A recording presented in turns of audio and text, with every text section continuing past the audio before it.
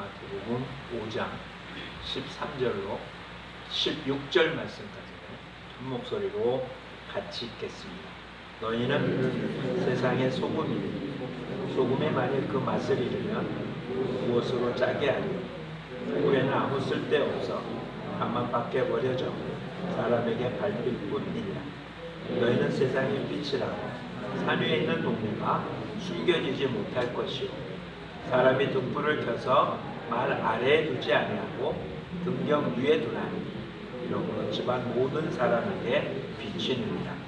이같이 너희 빛이 사람 앞에 비추게 하여 그들로 너희 착한 행실을 보고 하늘에 계신 너희 아버지께 영광을 돌리게 하라. 아멘. 교회라는 단어는 우리가 잘 알고 있지만 교회라고 하는 단어의 문자적인 표현을 쉽게 이해하기는 어렵습니다. 한자로 써서 교회, 그것이 우리가 얘기하고 있는 교회와 어떻게 연관이 되는지는 그렇게 쉽지 않습니다. 회, 모인다는 뜻은 의미가 되는데 앞에 붙은 교라는 교가 우리가 생각하는 그런 의미의 한자어는 아니기 때문에 그렇습니다. 교회라는 단어를 사용하게 된 헬라어 원문은 에클레시아라고 하는 단어를 우리 성경은, 한국어는 교회라고 불렸습니다. 에클레시아라는 말의 뜻은 불러냈다 이런 뜻입니다. 에클레시아 앞에는 에크는 out of라고 하는 접두사고요. 부르다라는 단어입니다. 불러 밖으로 나온 이것이 교회입니다. 세상으로부터 불러서 하나님의 백성들이 모여있는 이러한 하나님의 사람들의 모임이 교회인 거죠. 그러니 이스라엘을 애굽에서 불러낸 것, 이게 교회인 거죠. 애굽이라는 세상에서 불러내서 하나님의 백성만의 공동체를 이룬 것, 그게 교회입니다. 우리는 마태복음 16장을 통해서 주님께서 이 반석 위에 내 교회를 세우겠다고 한 말도 살펴보았습니다.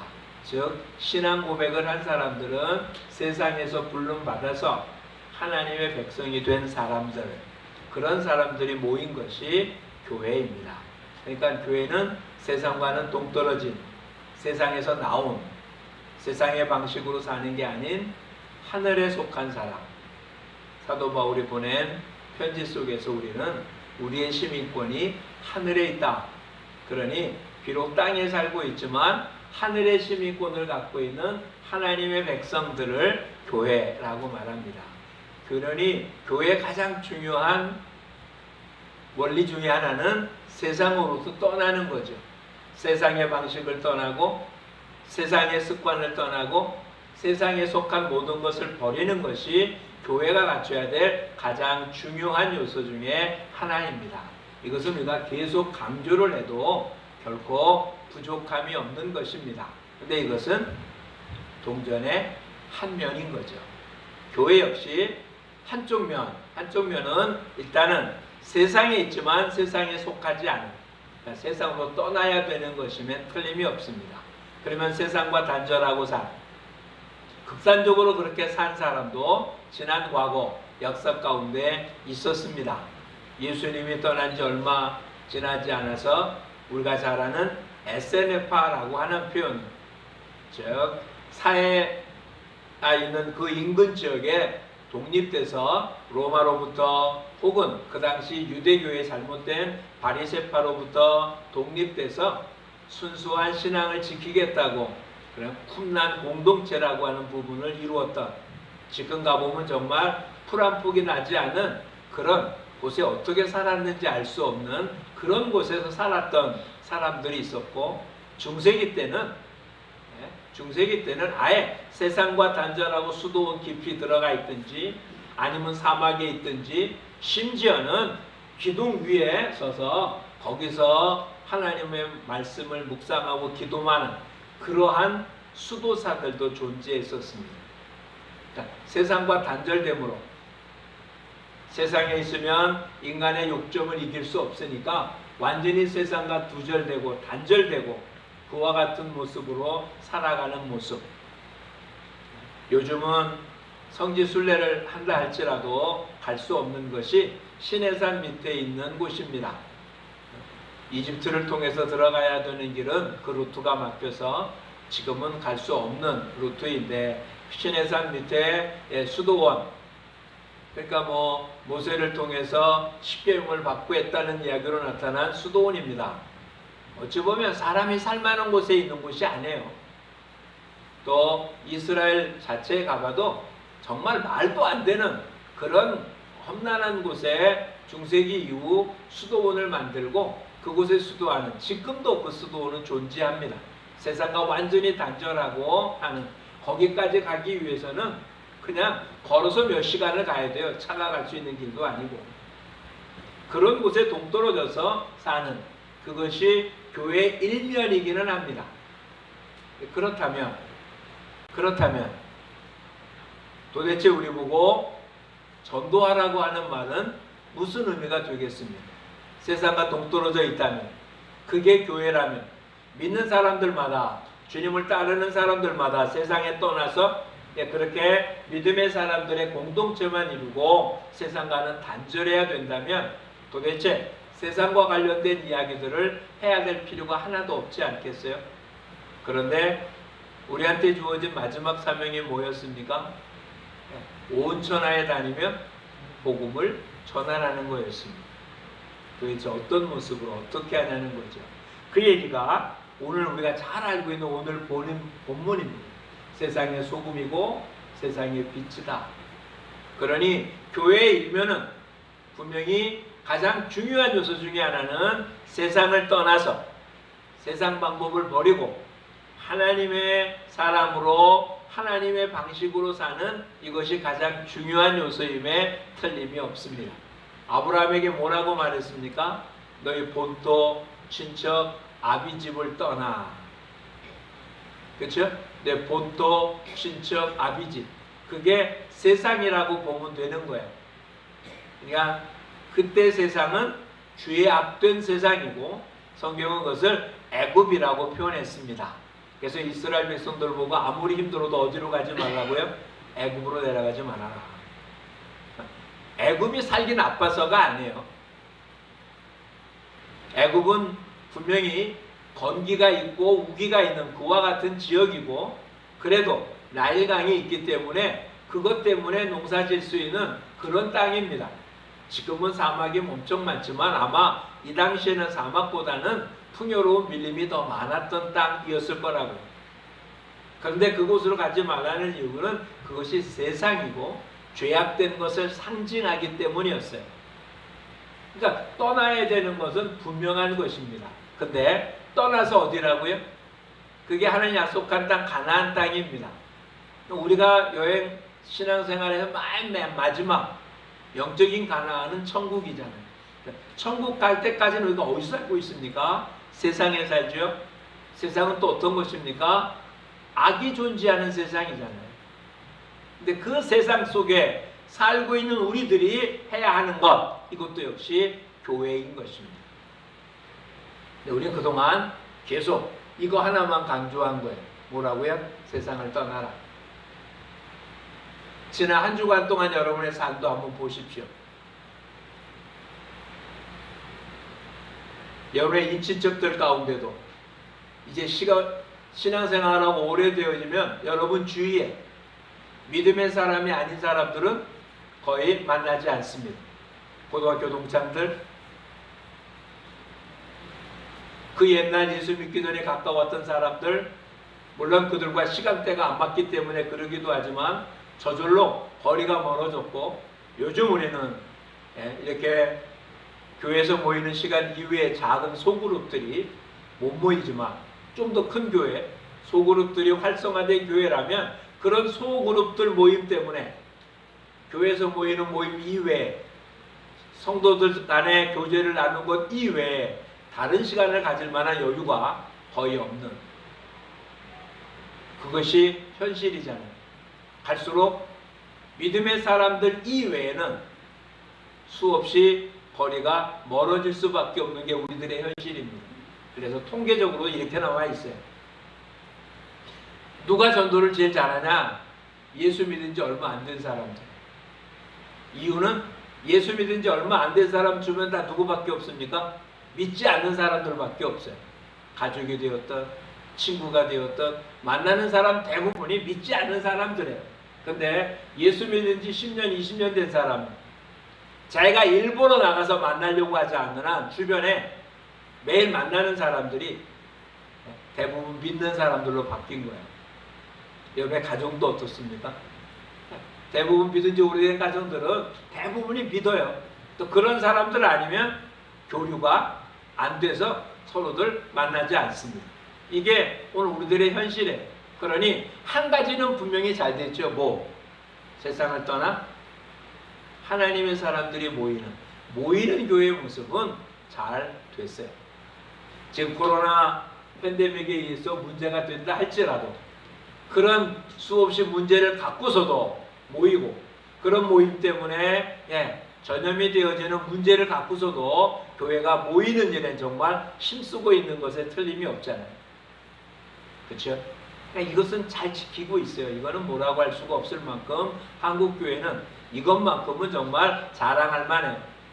새벽을 깨우고 금요일 기도하고 교회가 일주일 내내 모임이 끊이지 않는 모습들, 이것만큼은 자랑할 만해요. 문제는 이 한쪽, 그 나머지 부분. 다시 살펴보면 이 부분은 대단하긴 하지만 우리의 삶 전체로 따진다면 그렇게 많은 부분은 아닙니다. 그렇죠? 잠자는 시간 빼자고 그냥 하루 12시간으로만 계산해 보겠습니다. 주일은 빼자고 그럼 6일 동안 하루 10시간씩 6일이면 60시간입니다. 60시간 가운데 이렇게 모이는 교회로서 주일까지 포함해 보자고 70시간에 70시간 가운데 모이는 교회로서의 역할을 하는 시간은 그 중에 몇 시간입니까? 얼마나 되나요? 요즘 같은 경우에는 우리 수요 예배도 없고 금요 기도회도 없고, 그렇다면 새벽을 깨우지 못하는 분들, 새벽에 뭐 교회를 나오지 않고라도 여러분 가정에서 개인으로 큐티를 하지 않는다면 모이는 교회로서 여러분 70시간 가운데 2시간도 안 하는 거예요. 아니 아주 많이 하는 사람이라 할지라도 70시간 가운데 주일 매일 새벽 기도를 참석해도 1시간이라고 따진다면 그 시간이 20시간이 안 되잖아요. 70시간 가운데 7시간 내지 20시간 정도만 모이는 교회. 그렇다면 세상 속에 있는 삶이 대부분입니다. 그때 교회로서의 역할을 못한다면 그럼 우리는 진정한 교회 역할을 못하는 것입니다. 어찌 보면 이런 팬데믹 현상 속에 모이지 못하는 이와 같은 일을 만든 이유는 뭘까? 우리의 잃어버린 또 하나의 모습을 올바로 찾으라는 것일 것입니다. 역사적으로 보면 이렇습니다. 주님께서 마지막 한 말은 뭐였습니까? 예루살렘과 온 유대와 사마리아와 땅 끝까지 이르러 내 증인이 되라 라는 사도행전 1장 8절입니다. 성령이 너에게 임하면 권능을 받고 예루살렘, 유다, 사마리아, 땅끝 점점 동시몬에서 점점 파상돼서 끝까지 이렇게 가라고 한 거지만 사도행전에 의하면 오순절 성령이 임했는데 그들이 흩어진 게 아니라 예루살렘에서 모였습니다. 3,000명이 모이고 5,000명이 모이고 점점 예루살렘 안에 점점 커졌지. 나가려고 안 하니까. 그러니 어떤 현상이 나타났습니까? 예루살렘 안에 유대인 공동회 사내들이니 예수 믿는 사람들을 잡아 죽이고 가두고 하자 흩어졌어요. 처음 예루살렘 교회는 어떻게 했다고요? 오순절 성령의 마음으로 교회가 형성됐고 그 교회가 제일 잘한 게 있다 뭐였습니까? 모이는 거였어요. 사도행전에 처음에 보면 어떡합니까? 그들이 모여 사도들의 가르침을 받고 그리고 떡을 떼고 나누며 그래서 칭송을 듣고 모이는 자의 수가 점점 늘었더라. 모이는 교회로서 역할이 충실히 됐습니다. 그럼 하나님 일이 더 잘 되게 했어야 될 거 아니에요? 근데 어떻게 했다고요? 환란이 오고 핍박이 와서 예루살렘에 있지 못하게 하는 바람에 흩어졌어요. 그렇게 흩어진 사람이 어디 갔다고요? 사마리아에 갑니다. 사마리아에 복음을 전합니다. 그렇게 흩어진 사람이 어떻게 했을까요? 전 세계에 흩어지게 된 거예요. 교회는 뭐라고요? 모이는 교회가 있는가 하면 어떤 교회가 있어야 돼요? 흩어진 교회가 있어야 되는 거예요. 우리는 주일날 모입니다. 또한 교회에 모이는 시간에 모입니다. 이건 아주 소중한 거예요. 이게 없으면 우리는 어디서 원천을 얻을 수가 없는 거죠. 말씀을 중심으로 모이고 예수님의 십자가를 중심으로 모여서 우리들 세상에 있던 것들 떨치고 하나님의 말씀으로 우리를 든든하게 세웁니다. 왜 세웁니까? 세상으로 나가려고. 다시 표현하면 잠자는 시간 빼고 일주일에 70시간을 모이는 데 있었다면 잘하는 게 아니에요. 하나님의 뜻에 10분의 1도 지킨 게 아닌 거예요. 만약에 그렇다면 하나님 우리 보고 어떻게 라고 했습니까? 세상 떠나서 어디 있으라고? 그냥 믿음의 공동체 속에 그냥 있으라고 했어야 될 거 아니에요. 예수 믿는 그 순간서부터 가정도 떠나고 세상도 떠나고 다 떠나고 믿음의 사람들끼리만 모여서 공동체를 이루고 있으면 잘했다 해야 될 거 아니에요. 근데 그러지 않잖아요. 우린 대부분의 시간을 세상에 사는 게 맞아요. 근데 그 세상에서 어떻게 산다고요? 교회로 사는 거예요. 세상에서 교회로. 그 얘기를 오늘 본문은 뭐라고 말하고 있습니까? 세상의 소금이라고. 세상의 빛이라고. 이게 흩어진 교회로서 우리들이 해야 되는 역할인 거예요. 지난번에도 말씀했습니다. 전도는 뭐라고요? 설득이 아니라고 했습니다. 그를 설득시켜서 내가 죄인임을 깨닫게 하고 이 죄를 해결하는 방법이 예수님을 믿는 것밖에 없고 설득시켜 갖고 하는, 이것도 전도의 한 방편일 수는 있지만 전도는 그게 아니에요. 선포하는 거예요. 근데 그렇게 선포한 것을 사람들이 받아들이고 안 받아들이고는 어떤 모습일까? 흩어진 교회가 그 교회 역할을 하는 거예요. 그것이 세상에서 소금으로, 세상에서 빛이죠. 오늘 소금은 어떻다고요? 맛을 내는 것이에요. 오늘 본문이 그렇잖아요. 소금이 맛을 잃으면 무슨 쓸모가 있겠냐. 뭐 수없이 많은 이야기를 하지만 다른 거 안 해요. 소금으로 이때 부패되고 이런 얘기 안 해요. 소금 분명 부패를 방지하는 거지만 오늘 본문은 소금의 부패를 막는 이런 이야기는 하지도 않아요. 맛이에요. 어떤 맛입니까? 음식에는 소금이 안 들어가면 못 먹습니다. 그렇죠? 소금이 들어가지 않은 음식은 먹을 수가 없습니다. 먹더라도 맛이 없죠. 그렇죠? 근데 요즘 어떻습니까? 왜 세상 사람들이 교회를 욕합니까? 이 교인들로 인하여 맛깔나는 삶이 아니라 교인 때문에 역겹다는 거잖아요. 교회 때문에 역하다는 거잖아요. 물론 세상 사람들의 입맛에 맞추려는 것은 아니에요. 우리 모두가 복음의 맛을 갖고 있는 거예요. 문제는 그 맛을 어떻게 냅니까? 소금은 그 맛을 어떻게 냅니까? 녹여서 다른 사람에게 그 맛을 주고 소금 맛으로 먹는 사람이 없어요. 그렇죠? 여러 번 표현했습니다. 우리는 이 본문을 볼 때마다 표현한 거예요. 소금 먹으면서 맛있다고 하는 사람 있습니까? 음식 먹고 맛있으면서 이 음식에 친 소금이 진짜 맛있네 라고 하는 사람 있습니까? 없습니다. 소금은 결코 맛있는 게 아니에요. 소금이 들어가서 음식을 맛있게 하는 거잖아요. 그렇죠? 왜 예수 그리스도가 이 땅에 오시고 십자가에 죽으시고 부활하신 것이 복음입니까? 그렇죠? 복음이잖아요. 좋은 소식이잖아요. 그게 맛이죠. 세상의 것들, 물질이 얼마나 우리한테 좋습니까? 그렇죠? 물질이 있으면 아파도 좀 괜찮잖아요. 물질만 있으면 뭐 걱정할 게 없잖아요. 권세만 있어도 좋잖아요.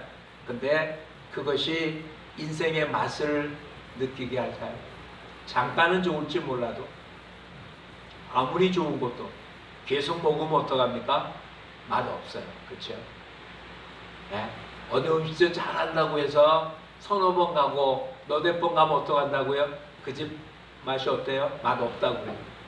다른 사람한테는 소개할지 몰라도 본인은 안 가려고 그래요. 그 집 맛이 바뀌었습니까? 아니요.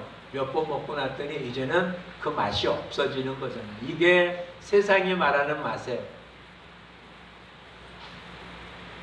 소금이 맛을 잃었다는 게 무슨 말일까요? 여러분 만났더니 이제 맛이 없어졌어요. 자기와 다른 게 없는 거예요. 근데 복음은 수백 번, 수천 번, 수만 번 태어나서 죽을 때까지 수없이 해도 맛이 그대로 변하지 않잖아요.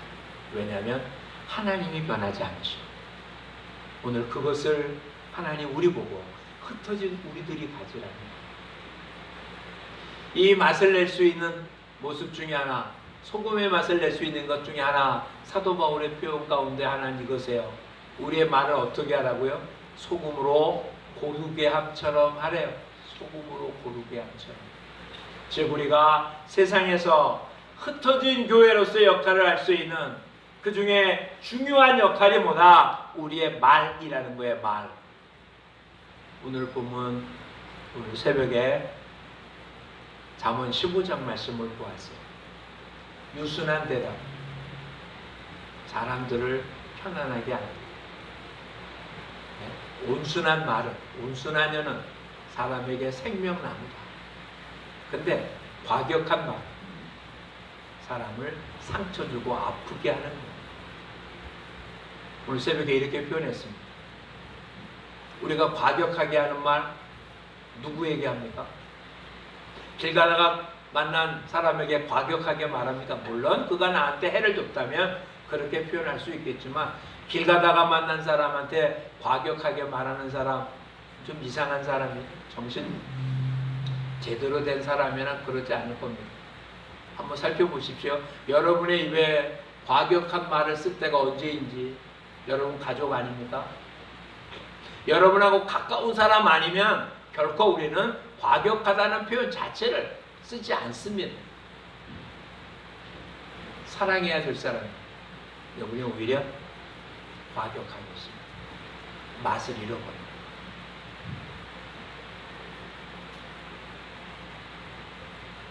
주 예수를 믿으면 너와 내 가정에 구원이 있다고 합니다.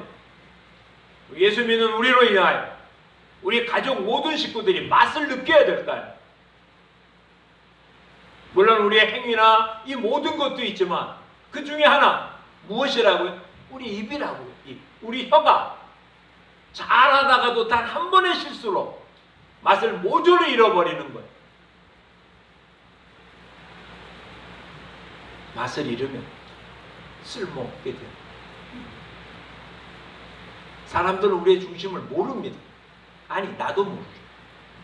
우리가 아는 건 뭐밖에 없습니까? 표현된 언어밖에 없습니다. 그러니까 사랑해도 어떻게 하라고 그럽니까? 표현하라고 그래요. 속으로 알고 있는 사랑은 어떻게 합니까? 표현돼야만 알죠. 말은 입으로만 하는 건 아니잖아요. 눈으로도 합니다. 표정으로 합니다. 아무리 내용이 똑같아도 억양이 어떠냐에 따라서 듣는 사람은 전혀 다르게 들립니다. 소금이라는 말이 말에만 형성되는 건 아니겠지만 우리는 여기에만 집중해 볼 수 있게 바랍니다. 흩어진 교회로서 저와 여러분의 입이 복음의 맛을 내는 하나님의 사랑의 맛을 내는 그런 유순한 대답과 온순한 말을 하는 그런 소금의 맛을 내는 흩어진 교회로서 역할을 감당하는 저와 여러분이 되기를 축복합니다. 우리는 말 한마디에 청량빛 갖는 데잖아요. 잊지 마십시오. 우리는 처음 만난 사람들에게 대부분 공경어를 씁니다. 나이가 많든 나이가 적든. 그런데 가까운 사람에게는 그러지 않습니다.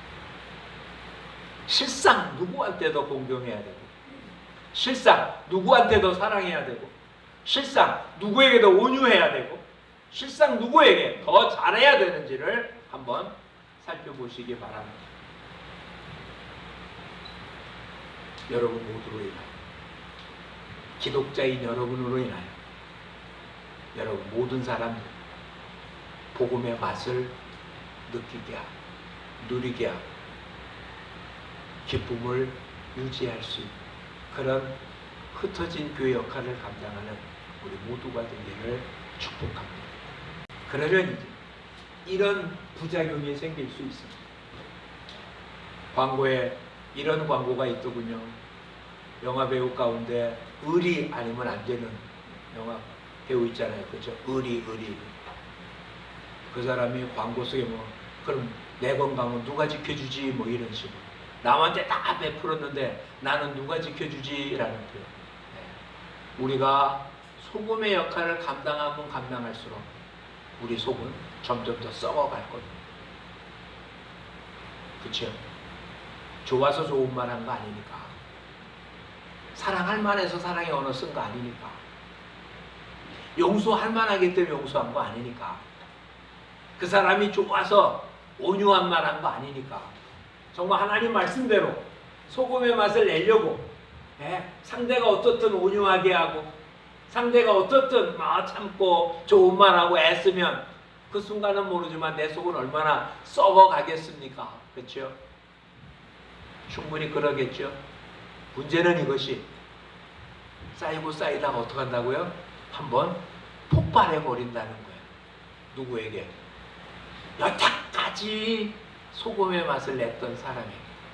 그렇다면 그 사람은 어떡합니까? 여태까지 맛을 느꼈다가 단 한 번에 그 맛을 모조리 잃어버리고 너가 하는 말을 한마디도 못 믿겠다고 결론 짓는 거예요. 그래서 가족 식구 구원하기가 어려워. 가족이 아닌 사람 항상 나의 뭐밖에 안 보였습니까? 복음 전하는 아름다운 모습밖에 안 봤어요. 그러니 그는 내가 한 말과 내 모습이 일치된 것만 보았잖아요. 근데 가족은 아니잖아요. 그렇다면 우리 속에 있는 것은 어떡합니까? 그게 하나님의 은혜인 거예요. 그래서 우리 보고 기도하지 않는 한 우리는 우리의 감정을 이길 방법이 없어요. 기도하지 않는 한 소금의 맛을 낼 수 있는 방법이 없어요. 우리는 작용 반작용의 현상이죠. 나를 치면 나도 치는 거고요. 그래서는 소금의 맛을 내지 못합니다.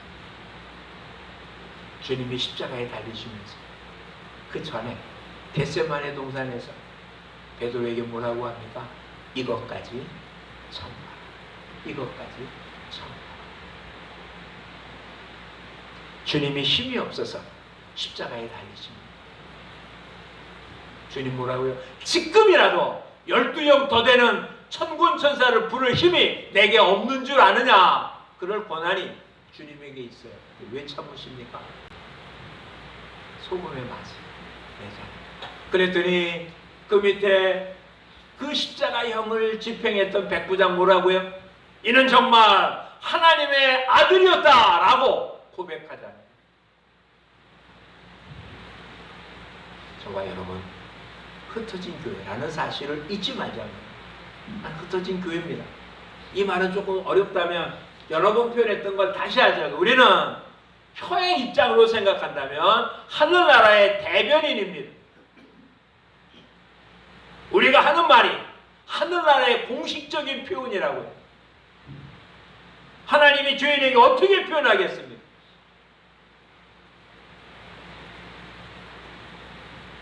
하나님의 공식적인 언어를 전하는 자, 이게 흩어진 교회로서 저와 여러분이 해야 될 소금의 역할입니다.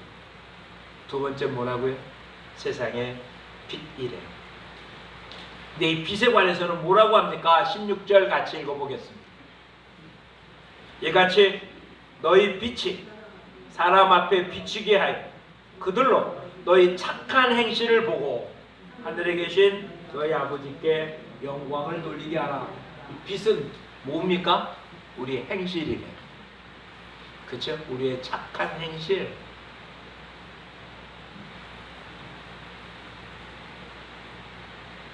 물론 착하다고 하는 표현이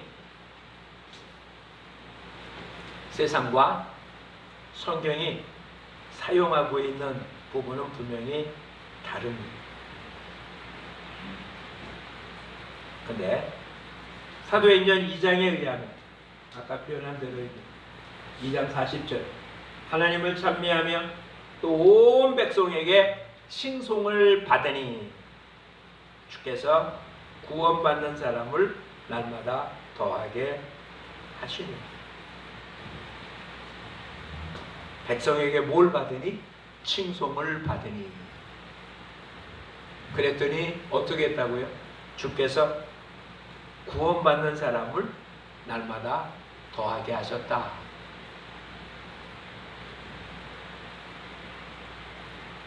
사도행전 2장 43절로 47절 말씀까지 보면 전도했다는 말이 없어요.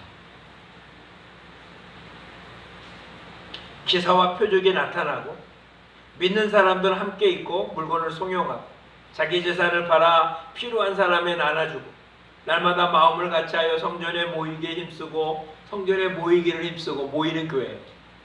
모여서는 어떻게 합니까? 떡을 떼고 기쁨과 순전한 마음으로 음식을 먹고 하나님을 찬미하고 백성들에게 칭송을 들어요.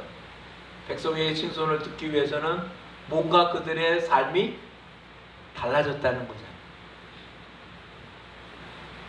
그렇죠? 그랬더니 주께서 구원 얻는 자의 수를 더했다. 다시 얘기하면 빛된 삶을 사는 게 뭐라고요? 그게 전도인 거잖아요. 아무리 하나님의 말씀을 선포한다 할지라도 빛된 삶이 안 된다면 아닌 거잖아요. 그렇죠? 요한복음에는 에베소서에는 우리 보고 빛의 자녀라고 표현하며 빛의 열매를 세 가지로 이야기합니다. 빛의 열매는 에베소서 5장 9절 말씀입니다. 신약편 315쪽 우리 보고 빛의 자녀들처럼 행하라. 그렇죠? 세상에서 빛된 삶을 살아라. 이런 이야기인데 그 빛의 열매가 뭐냐? 9절 빛의 열매는 모든 착함과 의로움과 진실함에 있느니라. 모든 착함과 의로움과 진실함이 빛의 열매다. 이런 얘기잖아요. 빛된 삶이 뭐다? 착함이다. 의로움이다. 진실함이다. 이런 이야기죠. 우리 모두 진실하자. 이게 흩어진 교회로서의 가장 중요한 모습이에요. 진실하자. 이것도 역시 뭐하고 연결되어야 됩니까? 혀와 연결되어야 돼요. 혀. 우리 말한 게 사실이어야 돼요. 그렇죠? 또 의로워야 돼. 진실해야 돼. 같은 말 아니에요. 이게 착하다. 세상적 도덕적인 이야기로만 끝난 게 아니에요. 하나님의 말씀을 따르는 게 착한 거예요. 근데 초대교회의 모습은 이 당시엔 정말 경제적으로 어려울 때였어요. 그뿐만이 아니라 신분적으로 제도적인 신분의 모습이 있었고 초대교회 대부분의 사람들 다 낮은 계층의 사람들이 훨씬 더 많았었습니다.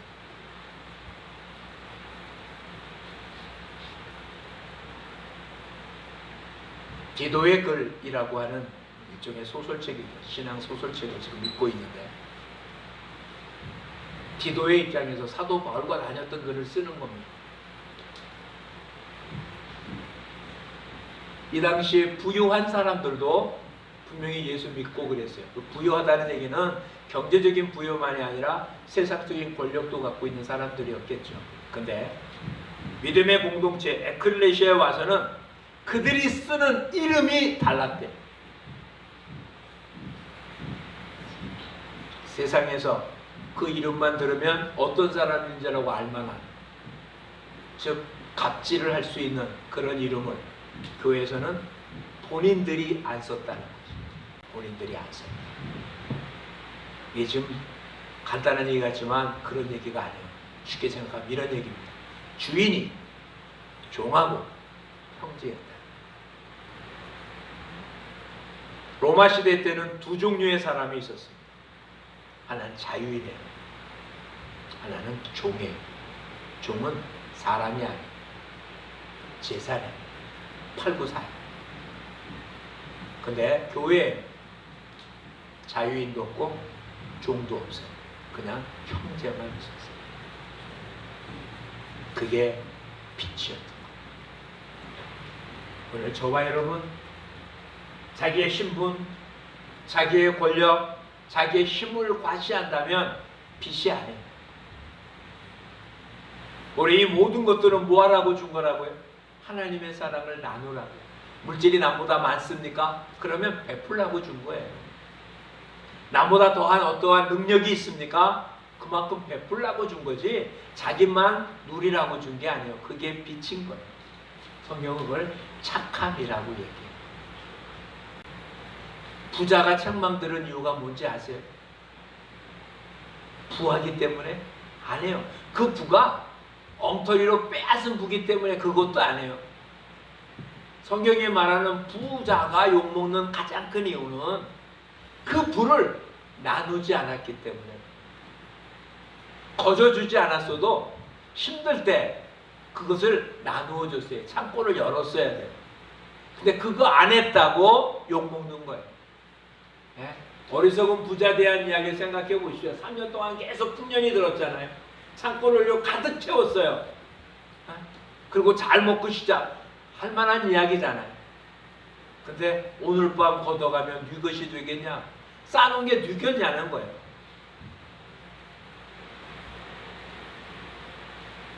부자는 가난한 자에게 뭔가 베풀어야 해요. 오늘 저와 여러분, 이것이 성경이 말하는 착함이고 의로움이고 그것이 진실함이에요. 나눠주기 위해서 성공하셔야 돼요. 베풀기 위해서 버셔야 돼요. 남한테 줄 것이 있도록 공부해야 되는 거예요.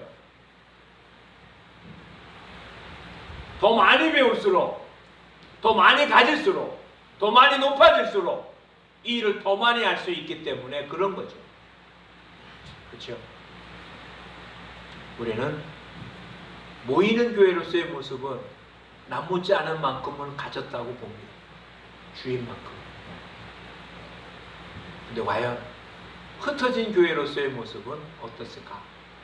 인 정말 여러분, 이곳에 있을 때만 성도가 아니고요, 이곳에 있을 때만 예배 드리는 게 아니고요, 이곳에 있을 때만 찬양 드리는 게 아니고요, 이제는 여러분이 성경을 읽고 찬송을 부르는 그런 정해진 예식에 의한 예배만 예배가 아니고요, 그냥 흩어진 그곳에서 소금으로 빛으로 사는 자체가 삶의 예배다. 잘 아는 로마서 12장 말씀으로 말씀을 맺고자 합니다. 이 세대를 본받지 말라고 표현하면서 뭐라고 말씀하고 계셨습니까? 12장 1절에 내가 하나님의 모든 자비하심으로 너희를 권하노니 너희 몸을 하나님이 기뻐하시는 거룩한 산 제물로 드리라. 이는 너희가 드릴 영적 예배니라. 우리 여기서는 공식적인 예배를 드립니다. 이게 모이는 교회입니다. 이거는 없어지면 아니 되는 겁니다. 이제 흩어지면 여러분의 몸으로, 소금으로, 빛으로 여러분 주변의 사람들에게 오늘 본문 속에 몸으로 산 제물이 되었어요. 산 제사를 드리는 삶. 그러니 이제는 어떻다고요? 일주일에 몇 시간 예배 드리는 자가 아니고요. 일주일에 몇 시간만 소금의 역할을 하는 자가 아니고요. 일주일에 몇 시간만 빛이 되는 게 아니고요. 잠자는 시간 빼고 그냥 하루 24시간 일주일 7일이 하나님 앞에 예배드리는 모이고 흩어진 교회로서 역할을 하는 저와 여러분이 되기를 축복합니다. 성령님이 저와 여러분과 함께 하실 줄 믿습니다.